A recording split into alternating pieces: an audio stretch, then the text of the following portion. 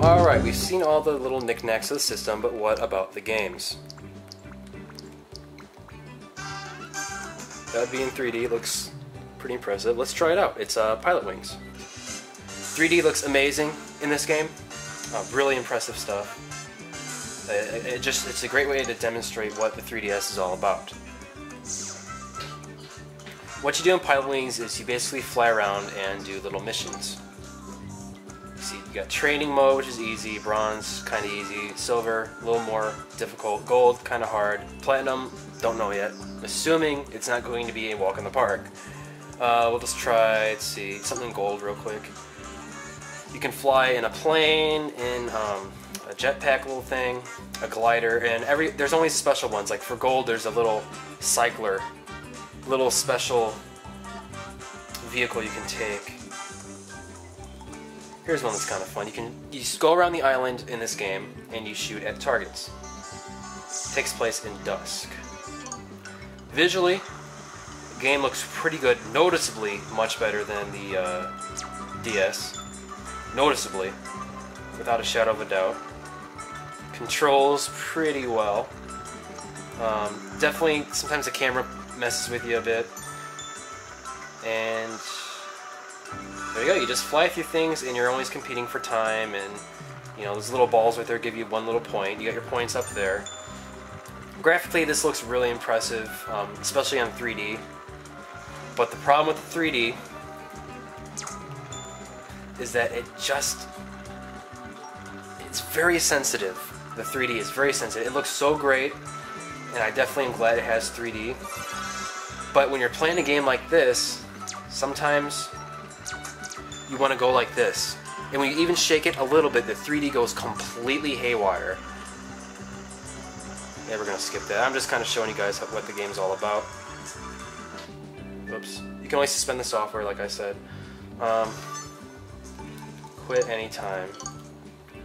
But the 3D, when you shift it just a little bit, it completely loses its 3D-ness, and it actually becomes kind of a hazy mess. And when you're trying to maneuver and find little things, yeah, it becomes a bit of a problem,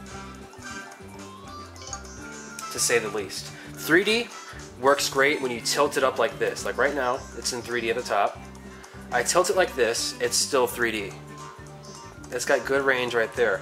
I start going like this, not 3D at all. Oh, headache. Ugh. This way, vertically, it works fine.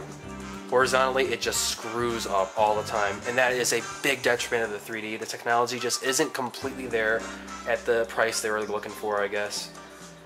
We'll look at the rocket real quick. But the 3D, if you look at it dead on, and you can tilt it up a little bit, it looks great. I mean, it really does. You just might want to turn it off when you're doing some serious competition with the missions. When you're going for that extra... I had to turn it off right now because I can't see anything at this angle, and I'm only slightly off. Here's the hang glider. This one's probably the... It's relaxing, I like it, but it's probably the least fun because you don't actually have a lot of control. All you do is you fly around in the hang glider and you try to get different things. For this one in particular, you are trying to take photos of various sites around this Wuhu Island. Wuhu Island, for anyone who remembers, is from Wii Sports Resort. Did they kind of rehash the idea? Yeah, but it looks great. I mean, does it have as much fidelity as the one on the Wii? No. Does it look good? Yeah. You go around, you take a photo, and then you go around to the next location, you take another photo. You do things like that. That's how the missions go. 3D does it actually affect gameplay? It, in a way, it does. Like when you're trying to land the various machines that you pilot, it does affect your depth perception a bit. It actually does enhance it a bit. So yes, the 3D does enhance gameplay. Not tremendously, but enough to where it's like, wow, this actually, it does come in handy a little bit. You just have to make sure it's dead on. That's the thing that kind of sucks about it. We've seen the 3DS games. How about the standard DS games? Well, let's take a look. Okay. DS games. I have it on my little DS game card holder. Club Nintendo. Got it for free. Missing a bunch of styluses. I mean, real quick, let's look at the styluses too. Yeah, pretty big difference. This is all plasticky and ugly looking. This is all precise and extendable. Much better. Much better. Alright, which game should I choose? Let's see, what would show off this game very well? You got Space Invaders, Kirby, Intelligent Lives, you got my R4, which just has ROMs. I mean, I love games, I buy games, as evidenced by all this. I don't steal games. Oh, before we play a DS game, let's compare the card sizes, okay? Here's a DS case. Okamiden just came out. You know, here they all are. You got Metroid, Prime, Hunters, cool looking case. Kind of thick. You know, you got the Game Boy Advance slot to show you how much it's aged. Then here's the 3DS case. As you can see, the design is a much slimmer. And inside, there's no advance slot, and there's little holes in here, I presume, just for recycling purposes, cheaper to make, less harmful to the environment, etc. Case is right here. 3DS, all DS right here. Pretty big difference, I'd say. As you can see, the branding's on different sides, yada yada yada, you get the picture. I almost forgot comparison shots. This obviously is the 3DS, and this beast is the original 2004 DS, the precursor to DS Lite and all the other God knows how many iterations. Yeah, this is an entirely different system. We'll open it up. See that? And here's the DS. There's a lot of glare, but here we go. Screen, much brighter. Screen, much duller. You have to actually power down the system whenever you alter the calendar or anything. It's very ridiculous. This one can all be adjusted through the home. Now let's take a look at a DS game on the 3DS. It's Kirby Superstar Ultra. It's nice and bright, noticeably much brighter and more definitive than the standard DS that was released on.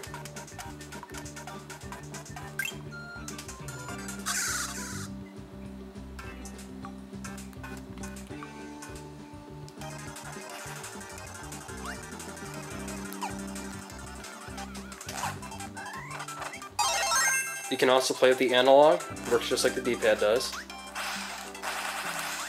Gotta love Kirby Superstar Ultra. It's a sort of enhanced version of the Super Nintendo game, which includes a bunch of different games.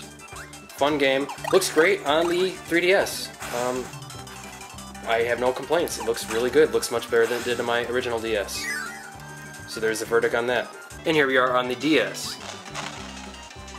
Great way to start, right?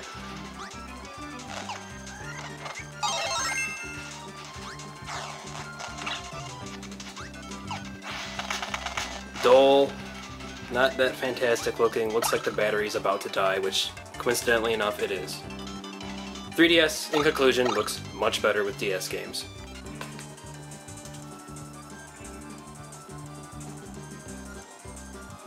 Pretty much speaks for itself. I will pick one that's definitely in 3D. So I will pick Mario Kart. This is everyone's favorite. This is the go-to DS game. Can't wait for the 3DS one at the end of the year. Plays the old DS sound. Obviously not in 3D.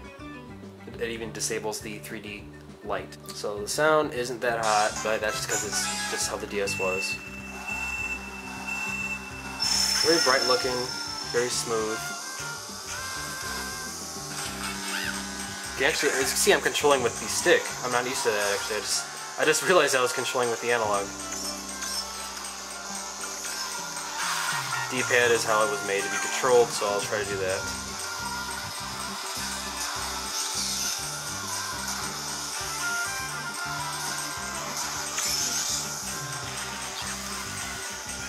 Stick control's pretty good too, actually.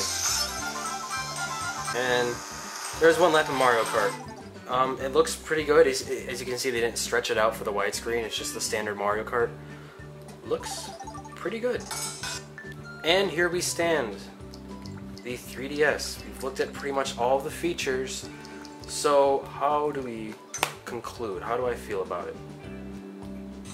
The actual hardware, the actual aesthetics of it, pretty awesome. I like it a lot. There are a couple problems we'll go right over right now. Problem number one, the cameras are bad. The cameras aren't great, and 3D pictures would look much better if they weren't so grayscale look and grainy and all ugly, straight looking. They have no sort of vibrance to them. Not a good camera on either side. Disappointing. Other bad thing about it is, like I said, the 3D looks tremendous. However, it's so precise that you have to be right on with it. And if you're only slightly turning to the left, slightly to the right, it's going to go haywire. Not good. Not good, and you got to wonder if Nintendo are ever going to release the 3DS Plus, where it has a more wide-angled sort of 3D effect, better cameras perhaps. But when it works, when you're straight on with it, when you get used to just keeping it in front of you within like 14 inches, whatever it is, it does work good. I don't want to act like it's, you know, a failure. It's not a failure at all. It just could be a lot better as far as moving it slightly to the right or left. Let's see. Other thing. This thing costs $250. Quite a bit of money to drop on a Nintendo handheld. Usually they're like 150, 160, 170. $250. I don't know about that yet. $250 with Pilot Wings as a pack-in? Okay, I can easily recommend that, because this game isn't complete anyway. This game is really good. It's very fun, but it's more so an extensive training game. It's worth having. I like that I have this game, but considering the price point, they really could have benefited by including this with the system. I do recommend Pilot Wings. I like it. It's hard to recommend it because, you know, what if they in 2 years' time, after the Nintendo, whatever the Wii successor is, Project Cafe, after they release that, you know, are they going to release the 3DS Plus with better cameras and all that stuff? They probably will. So should you wait? I don't know. You can say there's not really many games for it right now, but at the end of the year, we're going to have the 264 remakes. You have Star Fox and you have Star Fox and you have Zelda, Ocarina of Time, and then by the end of the year, we're going to have Mario Kart, Kid Icarus, the Metal Gear Solid 3 portable 3D slight remake thing, which is kind of wrapped in mystery a little bit. We're going to have a bunch of games, and E3 is a month away from now. So we're going to have a bunch of 3DS games by the end of 2011. So not having any games means you probably shouldn't rush out and get it, but there's going to be worthwhile games at the end of the year. I mean, pretty much guaranteed.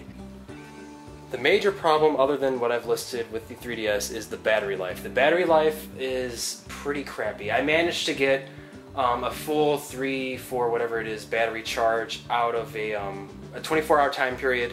On sleep mode, it still lasted the full length of the battery. So that's good. The sleep mode isn't going to kill it completely.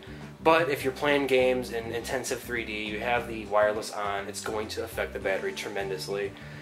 3 to 6 hours, I would say, before I had to do a recharge. It's alright if you charge it. That's why Nintendo gave you the dock, so you can charge up the game system every night. And if you do that, it's fine. Alright, thanks everyone for checking out my video. If you like what you see, I have a website, Living Vicariously. It's just a personal interest website, www.living-vicariously.net. I do video game reviews, I do music reviews, I do just little things, personal interest stuff. Subscribe if you want. I try to release videos on a regular basis. Yeah, that's about it. Thanks for watching. Aiden! Oh, for heaven's sake. Aiden, stop it! Give me that.